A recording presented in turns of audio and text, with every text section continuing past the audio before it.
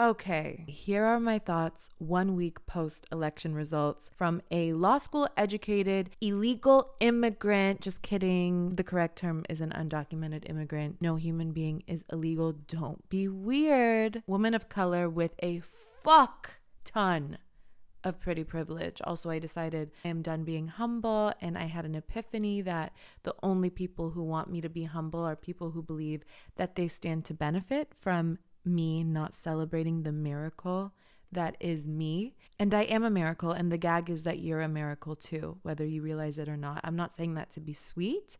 I'm saying that because it's science. Scientists have estimated that the chances of you being born are roughly 1 in 400 trillion. So statistically, we are all miracles. And let me be very clear that my confidence is not rooted in the belief that I am better than anyone. My confidence is rooted in the belief that not loving myself is incredibly rude and offensive to my creator, who happens to be your creator. And I just personally love when people show up as the most confident versions of themselves. And I can't expect others to do that if I'm not doing that. I don't benefit from you dimming yourself. I don't benefit from you not loving yourself. I would argue that a lot of problems in this world come from a lack of love, starting with self-love. And I actually benefit from you shining your light. But how am I going to inspire you to shine your light if I'm not shining mine? Okay, that's on that. I wanted to wait and kind of process before sharing my thoughts on everything. And I know that a lot of us are kind of scared and anxious about what's next. And I really want this video to serve as a form of relief for you and a form of hope. It will be pretty uncensored, and I could make a polished version of what I'm about to say if someone wants to pay me to do that, but this is my channel, so I'm going to say it how I want to fucking say it. We're going to get into some pretty deep topics, but I do want to keep this video lighthearted because I am such a believer that joy is integral to reality creation. I do not want to incite anger. I don't want to incite frustration. I'm not interested in inciting despair, rage, and certainly not fear. Do all of those things attract likes and clicks and money from me? Absolutely. But then I take my money and go out into a scared, angry, sad world. So what's the fucking points, right? Plus, I'll be sharing some empties at the end of this video because I heard the girlies like those, and there's been a lot of products that I've been loving, and they brought me joy, and I feel like we all need a little bit of joy right now. Okay, so obviously the first day after the election hit hard. Because here's the thing, you can argue that not every Trump supporter in America is a racist and a misogynist. You could argue that, but it is safe to say that the overwhelming majority of racists and misogynists in America are Trump supporters.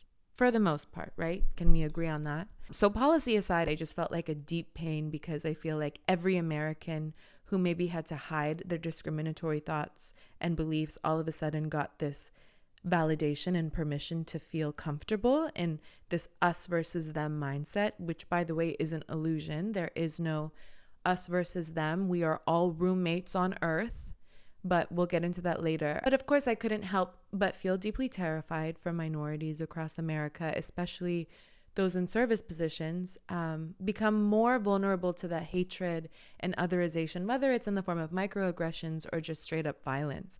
I'm in a position of privilege because if someone treats me in a way where I don't like, I can just walk away from that situation. But so many people have to accept whatever treatment they get in a work environment because that's their means for survival.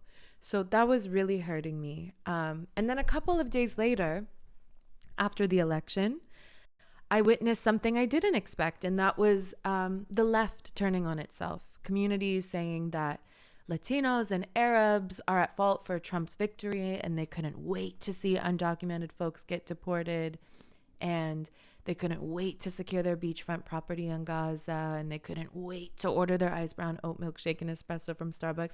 Just really shameful dialogue and acting out in ways that felt so removed from the values that we claim to stand for.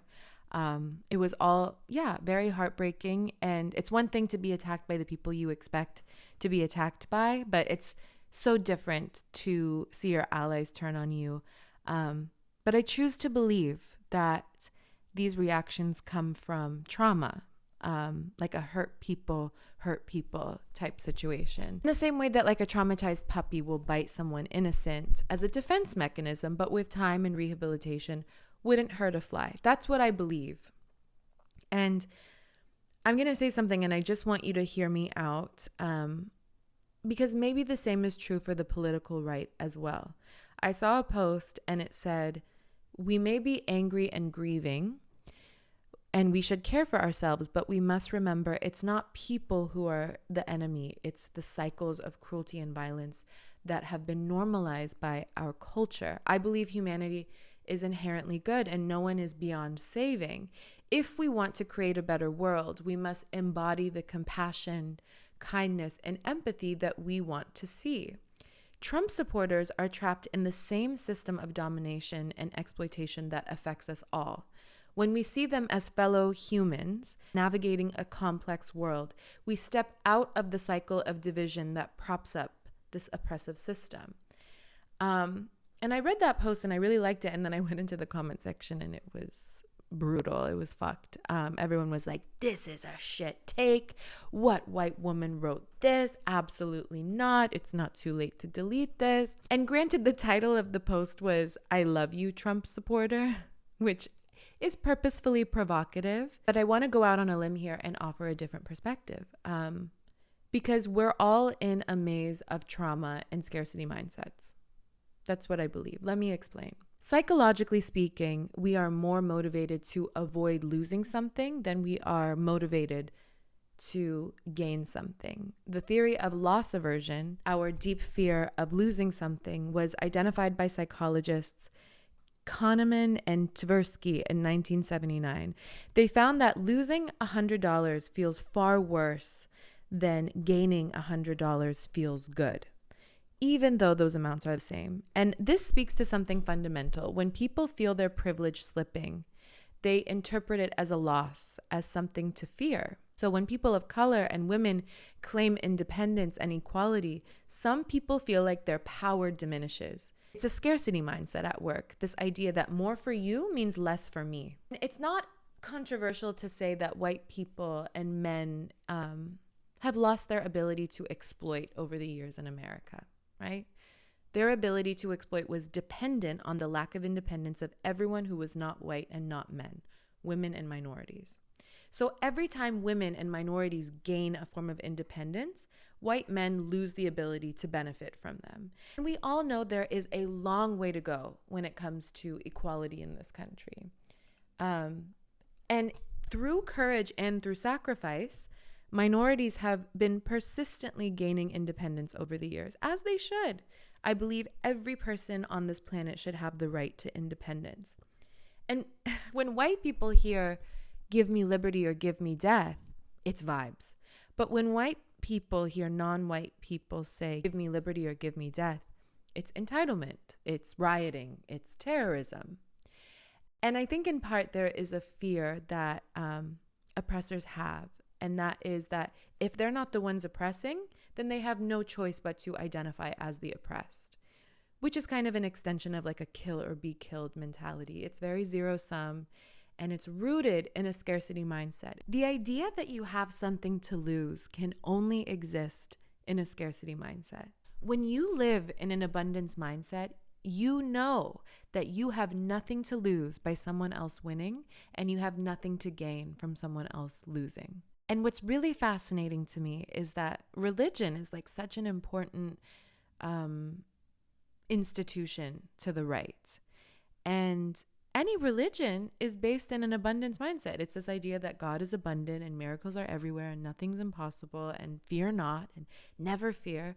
And then humans in these old times who were trying to survive and very guided by fear psychologically, physiologically, they manufactured fear around religion where they're like, no, you can only get access to abundance and miracles if you're a good boy and a good girl. And we're going to make up a bunch of rules about what a good boy is and what a good girl is, thereby manufacturing the permission to dominate through religion. Which, what I really want to focus on here is a lack of education is the reason why anyone would believe in scarcity when we do live in a world of abundance. And it doesn't surprise me that it's often religious institutions that want to limit access to information and education. But let's just like pull out some receipts, because when you realize that we actually don't live in a scarce world, everything kind of changes. So the UN World Food Program estimated in recent years that ending world hunger could cost around $40 billion to $50 billion per year. The UN has estimated that ending global homelessness and providing adequate housing would require roughly $100 billion to $200 billion annually. As of recent estimates, the collective wealth of the world's billionaires is over 13 trillion. What does that mean? It means that a 1% to 2% tax on total billionaire wealth could theoretically cover how much it costs to end world hunger and global homelessness. Alternatively, I think that if we tax the work done by AI, which is estimated to contribute 13 trillion in GDP by 2030, we could end world hunger, homelessness, and fund a universal basic income easily. Capitalism can still exist, but no one's in poverty. And more importantly, exploitation would plummet. Everyone has access to their basic needs, which science shows us would result in what everyone wants, which is a massive decline in crime, abuse, neglect, and a massive increase in education, innovation, and overall global joy. The only reason someone would not opt for this idea is if they believe that this illusion that we live in a scarce world. And the way to get someone to believe in that is by stifling education and access to information. A world where my rights don't infringe on yours isn't just possible, it's within reach. Education, real education, critical thinking is what breaks down these barriers. And here's a glimmer of hope that has really stood out for me.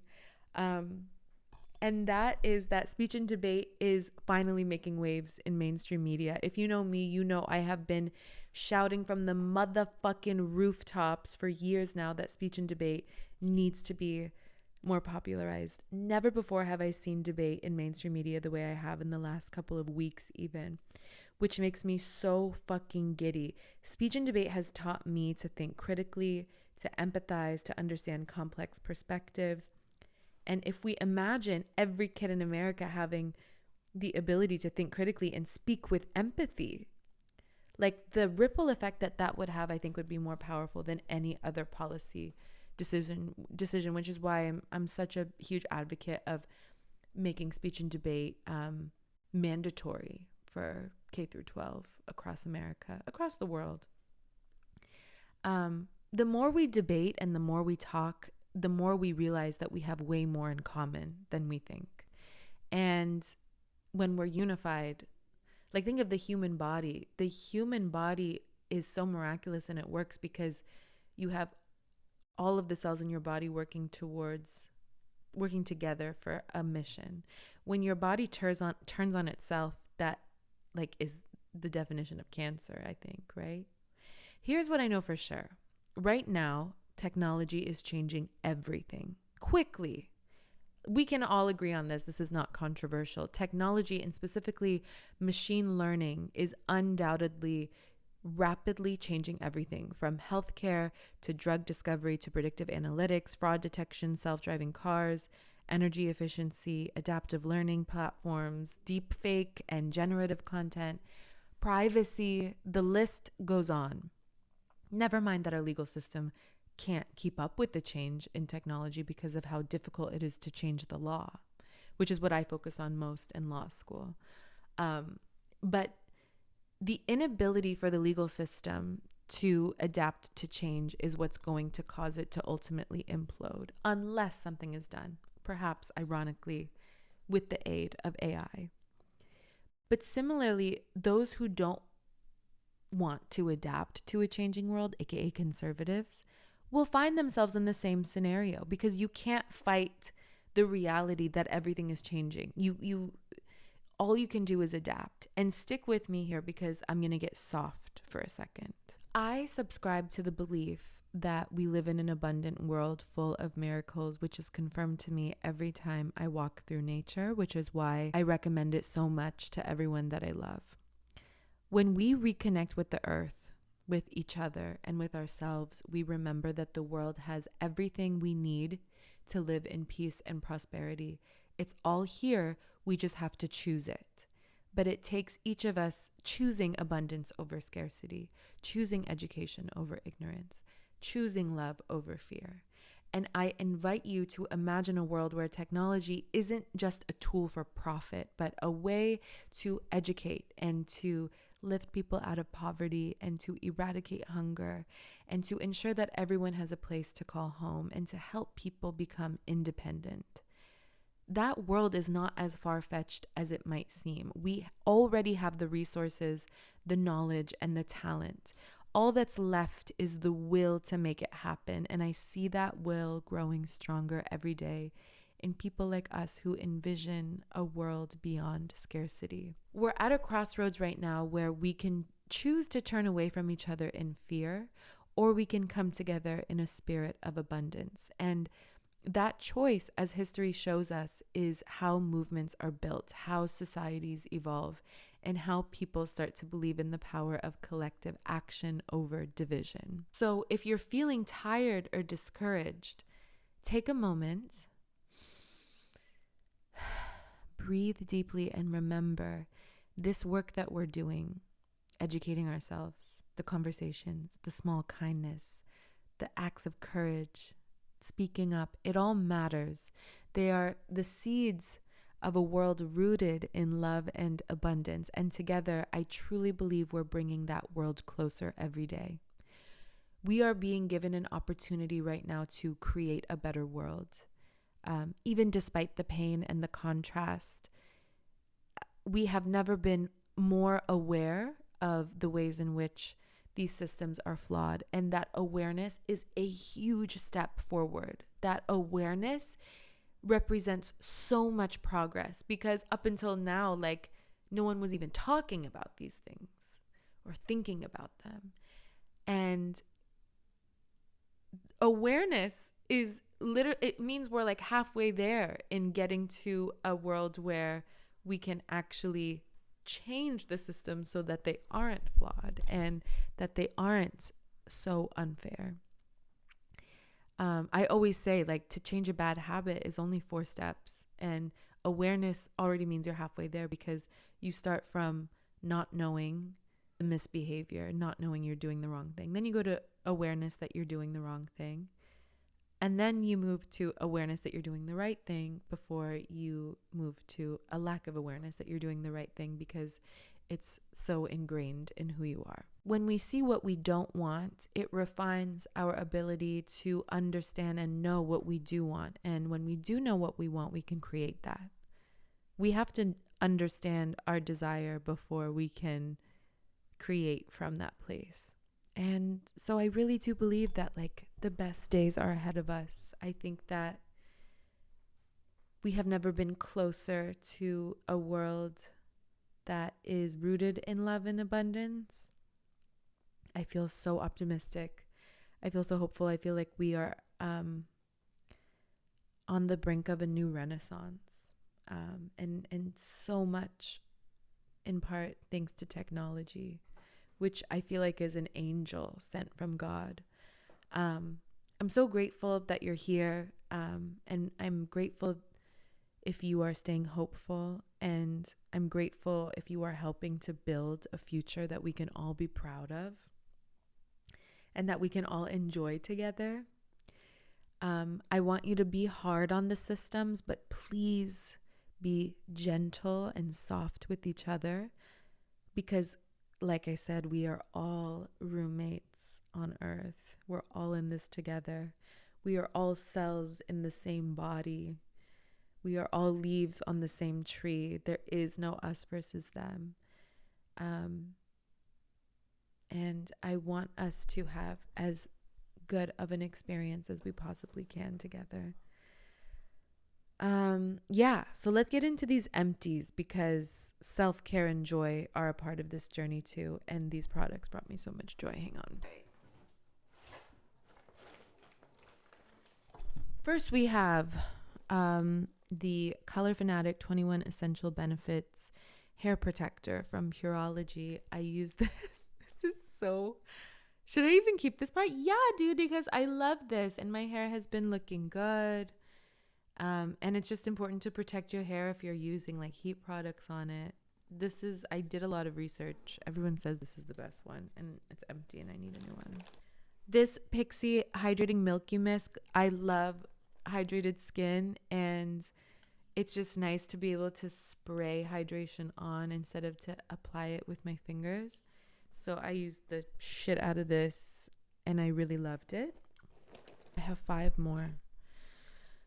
This Sulwasu concentrated ginseng. I don't know if I'm pronouncing that right. Renewing serum is fire. And before I would go in with that, I would use the Sulwasu First Care activating serum. Like these two had my skin so poppin'. And I've been out of it for a little bit and I'm sad.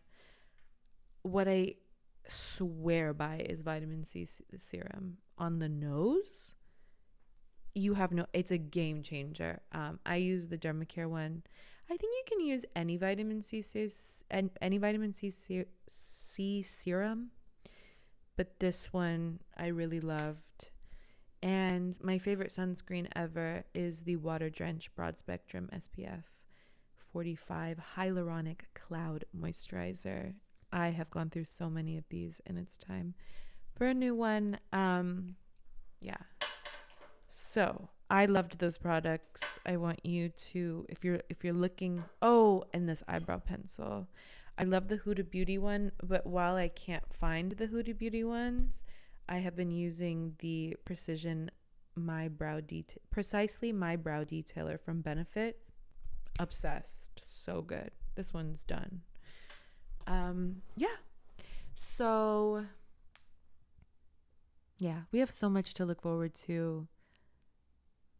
I could talk about this for so much longer, but I'm just going to end it here. And I hope you have a good evening and that you take care of yourself and that you continue showing up as the most confident, radiant, loving version of yourself because that's who we want to see. Peace.